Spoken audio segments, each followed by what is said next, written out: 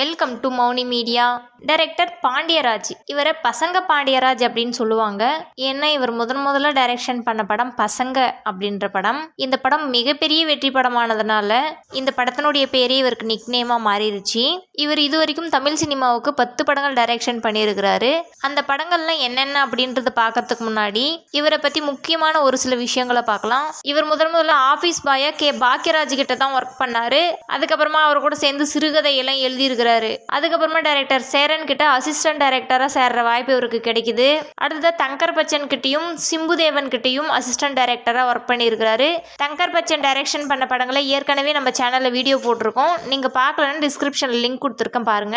இவர் எந்த மாதிரி கான்செப்ட்ல படம் எடுப்பாருன்னா, கிராமத்து படங்கள் எடுப்பாரு, குடும்ப படங்களை எடுப்பாரு, அதுக்கப்புறமா விவசாயத்தை மையமா வச்சு படங்கள் எடுப்பாரு. இவர் முதல்ல 2009 மிகப்பெரிய வெற்றி அடைஞ்ச பசங்க அப்படின்ற படத்தை தான் டைரக்ஷன் பண்ணாரு. இந்த படத்தை சசிகுமார் தான் ப்ரொடியூஸ் பண்ணாரு. இந்த பசங்க படம் பாண்டியராஜுடைய சின்ன வயசு ஞாபகமா எடுத்த படமா. இந்த படத்துக்கு 3 நேஷனல் ஃபிலிம் அவார்டு கிடைச்சிருக்கு. அது மட்டும் இல்லாம இந்த படத்துக்கு சர்வதேச அவார்டும் கிடைச்சிருக்கு. அதுக்கப்புறமா பசங்க படம் வெற்றி அடைஞ்சதுனால அடுத்ததா இன்னொரு படம் டைரக்ஷன் பண்றாரு. வம்சம் அப்படின்ற ஒரு படத்தை டைரக்ஷன் பண்றாரு. இந்த படத்துல கருணாநிதியுடைய பேரன் அருள்நிதி நடிச்சிருப்பாரு. அதாவது கருணாநிதியுடைய இளைய மகன் தமிழரசு அவருடைய மகன் தான் அருள்நிதி. இவர் தான் இந்த படத்துல ஹீரோவா நடிச்சிருப்பாரு. இந்த படம் வெற்றி படம் தான், ஆனா மிகப்பெரிய வெற்றி படம் கிடையாது. இந்த படம் மக்கள் மத்தியில் அவ்வளோ பெரிய வரவேற்பை பெறல. இருந்தாலும் பாக்ஸ் ஆஃபீஸில் கலெக்ஷன் நல்லா தான் வந்துச்சு. அதுக்கப்புறமா 2012 நாமளே ஒரு ப்ரொடக்ஷன் கம்பெனி உருவாக்கலாம் அப்படின்ட்டு பசங்க அப்படின்ற ஒரு தலைப்பில் ப்ரொடக்ஷன் கம்பெனி ஓப்பன் பண்ணுறாங்க. அதுக்கப்புறமா இவருடைய 3வது படத்தை டைரக்ஷன் பண்ணுறாரு. மெரினா அப்படின்ற ஒரு படத்தை டைரக்ஷன் பண்ணுறாரு. அந்த படத்தை பசங்க அப்படின்ற ப்ரொடக்ஷன் கம்பெனியில் தான் இவரே ப்ரொடியூஸ் பண்ணுறாரு. அந்த படம் சிவகார்த்திகேயனுடைய ஃபர்ஸ்ட் படம். இந்த படத்தில் தான் சிவகார்த்திகேயன் ஹீரோவாக அறிமுகமானார். இந்த படம் பாக்ஸ் ஆஃபீஸில் அவ்வளோ பெரிய வெற்றி அடையல. அதுக்கப்புறமா 2013 4வது ஒரு படம் டைரக்ஷன் பண்றாரு. கேடி பில்லா கில்லாடி ரங்கா அப்படின்ற ஒரு படத்தை டைரக்ஷன் பண்றாரு. இந்த படத்தை இவர் ப்ரொடியூஸ் பண்ணல, வேற ஆள் தான் ப்ரொடியூஸ் பண்ணியிருக்கிறாரு. இவர் டைரக்ஷன் பண்ண எல்லா படத்துக்குமே இவர் தான் ஸ்டோரி எழுதி டைரக்ஷன் பண்ணியிருக்கிறாரு. இந்த படமும் மக்களிடையே நல்ல வரவேற்பு கிடைச்சிது. அடுத்து 2012 கோலி சோடா அப்படின்ற படத்துக்கு கதை மட்டும் எழுதுறாரு. இந்த படத்தை இவர் டைரக்ஷன் பண்ணல. அதுக்கப்புறமா 2015 பசங்க 2 அப்படின்ற ஒரு டைட்டில் வச்சு ஒரு படம் டைரக்ஷன் பண்றாரு. அந்த படத்தையும் இவர் ப்ரொடியூஸ் பண்ணல, ஸ்டோரி மட்டும் இவர் எழுதியிருக்கிறாரு. இந்த படத்துக்கும் தமிழ்நாடு ஸ்டேட் ஃபிலிம் அவார்டு கிடைச்சது.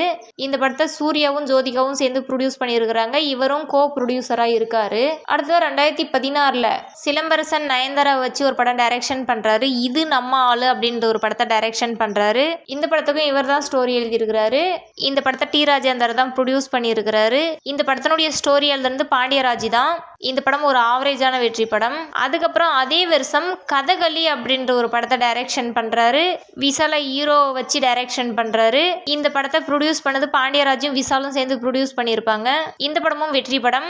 அடுத்தது 2017 சூர்யாவுடைய தம்பி கார்த்திகை வச்சு ஒரு படம் டைரக்ஷன் பண்றாரு. அந்த படம் சீமா அவார்டும் பெஸ்ட் டைரக்டருக்கான அவார்டும் வாங்குச்சு. அந்த படம் ஒரு வெற்றி படம். அந்த படம் தாங்க கடைக்குட்டி சிங்கம் அப்படின்ற படம். இந்த படத்தை ஆக்டர் சூர்யா தான் ப்ரொடியூஸ் பண்ணியிருக்கிறாரு. அடுத்தது 2018 இந்த படத்தை இவர் டைரக்ஷன் பண்ணல, செம்ம அப்படின்ற ஒரு படம். இந்த படத்தை இவர் ப்ரொடியூஸ் மட்டும் பண்ணியிருக்கிறாரு. இந்த படம் ஒரு ஆவரேஜான படம். அடுத்தது 2019 சிவகார்த்திகேயன் ஐஸ்வர்யா ராஜேஷ் இவங்களை வச்சு ஒரு படம் டைரக்ஷன் பண்றாரு. இந்த படம் மிகப்பெரிய வெற்றியெல்லாம் கிடையாது, ஆனா இந்த படம் வெற்றி படம். அந்த படம் தாங்க நம்ம வீட்டு பிள்ளை அப்படின்ற படம். இந்த படத்துக்கும் இவர் தான் ஸ்டோரி எழுதியிருக்கிறாரு. அடுத்தது அதே வருஷம் 2019 மெரினா புரட்சி அப்படின்ற ஒரு படத்தை ப்ரொடியூஸ் மட்டும் பண்றாரு. இந்த படம் வெற்றி படம். அடுத்தது 2022 மிக பிரம்மாண்டமான ஒரு படத்தை டைரக்ஷன் பண்றாரு. சூர்யாவை ஹீரோவை வச்சு ஒரு படம் பண்றாரு. அந்த படம் பிக்கஸ்ட் ஹிட் படம். அந்த படம் தாங்க எதற்கும் துணிந்தவன் அப்படின்ற படம். நாம இப்ப பார்த்த இந்த 10 படங்கள் தான் இவர் டைரக்ஷன் பண்ணியிருக்கிறாரு. எது எப்படி இருந்தாலும் பாண்டியராஜுடைய பங்களிப்பு அப்படின்றது தமிழ் சினிமாவுக்கு ரொம்பவே அதிகம்னு தான் சொல்லணும். உங்களுக்கு பாண்டியராஜ் அவர்களை பிடிக்கும்னா இந்த வீடியோக்கு ஒரு லைக் பண்ணிட்டு அவருடைய படங்கள் எந்த படம் உங்களுக்கு பிடிச்சிருக்குன்னு கமெண்ட்ல சொல்லுங்க. இதே மாதிரி அடுத்தடுத்த தகவல்களுக்கு எங்கள் மௌனி மீடியா சேனலுடன் இணைந்திருங்கள். அடுத்த வீடியோவில் சந்திக்கலாம். நன்றி.